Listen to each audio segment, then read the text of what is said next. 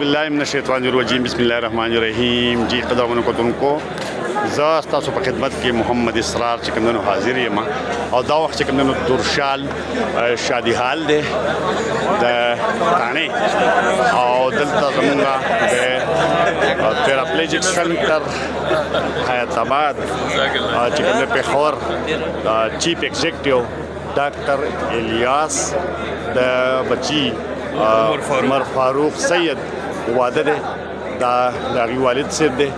دغه ورسره نور ملګري او دا چې کوم دی نو په خپله باندې د واده زلمی ولاړ دی دا خلک راځي دلته کې ستړي مه شي کوي او زه اوس ګور تاسو ته ښیم چې په دې حال کې چې کوم دی نو کم خلک دلته کې راغلی دی او په دې واده کې شرکت کوي. دغه طرف ته هم خلک ناست دی. ډاکټر ظاهر صاحب ما تاسو راواغستی.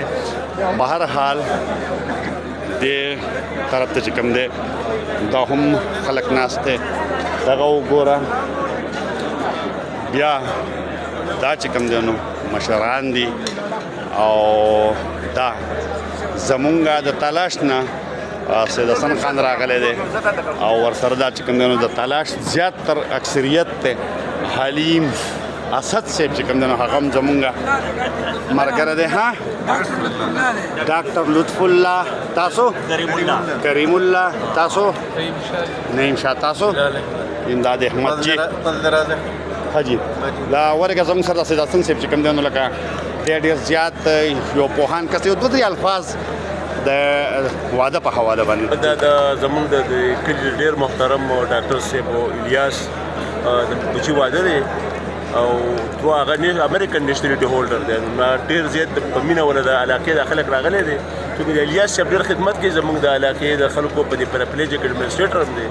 او په امان هسپتال کې دی هم د خلکو خدمت کوي په ټول کې پی کې د هیلث په بنیاد باندې د ولس خدمت کوي. ډېر په مینه ولا د علاقې د خوشا خلک راغلی دی. مبارکي ورکوم الیاس صاحب له تاسو ډېره مننه اسرار صاحب زموږ د علاقې د کوریج کوي حلیم صاحب تاسو وایي خطا سنو وایي. بهرحال دې طرف ته چې کوم دی نو اوس دا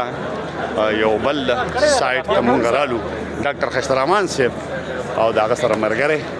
دی هم ورسیز امیر دی دا صدر دی لا د جماعت اسلامي د ورسیز د جماعت اسلامي د ورسیز صدر او دغه زمونږ صاحبزاده محمد یعقوب خان جرګو مشر. السلام علیکم سر.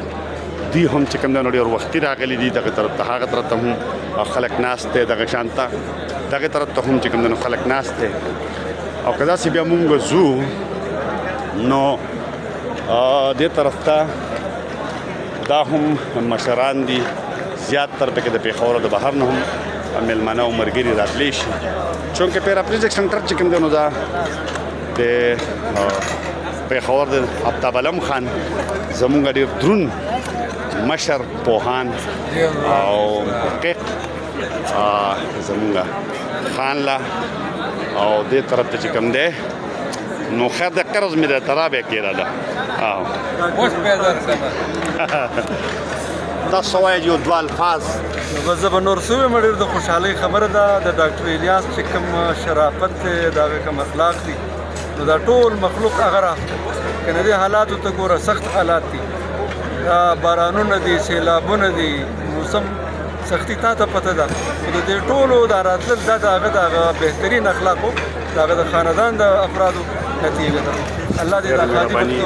آمین آمین آمین. دې طرف ته چې کوم دی نو دا نور کشران او مشران ناست دي دغه شانتې دې طرف ته هم خلک چې کوم دی نو دا ناست دی روټۍ چې کوم دا یخودی کېږي لکه تریسته په مینو کې دا وښیه لږ لږ دا روټۍ ده دا چې کوم دی نو مینو ده دغه سره چې کوم دی نو دغه دا چاول دی لکه چاول کې څو قسم دی دا دغه یو دغه قسم دی پلاو دی جی پلاو بل چې کوم دی ٹھیک ده کھچڑی موٹے چاول مینو دا تاسو وکتله او په اخره کې دلته هم دا کشران او مشران ناست دي دا واده ماحول دی او په هر حال همایون خان زمونږ د صوبایي اسمبلی ممبر د حلقه پی کې 15 نه دا هم مشرانو کې شامل دغه بختیار مانی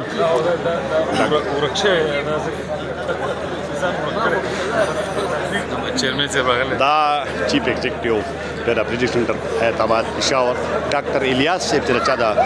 بچي واده دی جی څه خبر بس ډېره مهرباني ستاسو د مېلمنو د ټولو خلکو ما باندې احسان دی چې ټول راغلي دي زموږ خوشحالي کې موږ سره شریکي ډېره مهرباني جزاک الله دا ډاکټر الیاس صاحب و چې د خلکو د راتلو مېلمنو شکریه ادا کړه عمر فاروق سید یو ځل بیا زه تاسو ته ښیم او بیا به چې کوم دی نو یو ځل دغه حال دی د دې ځای کې نه روټۍ چې کوم دی نو دا لګېدلې ده او دغه شانته دا واده چې کوم دی نو خوشحال شادي حال کې الله تعالی دې دا د الیاس صاحب د خاندان د پاره چې کوم دی نو دا خوشحالو سبب وګرځي الله تعالی دې چې کوم دی نو ښه نصیب کړي خوشحالۍ دې نصیب شي دا واده دې بختور شي ډېره مننه زه به اوس خپل رخصت والم ځکه چې زما په میز باندې هم روټۍ چې کومه ده نو دا کېښودې شوه زه به هم روټۍ وخورم د الله په امان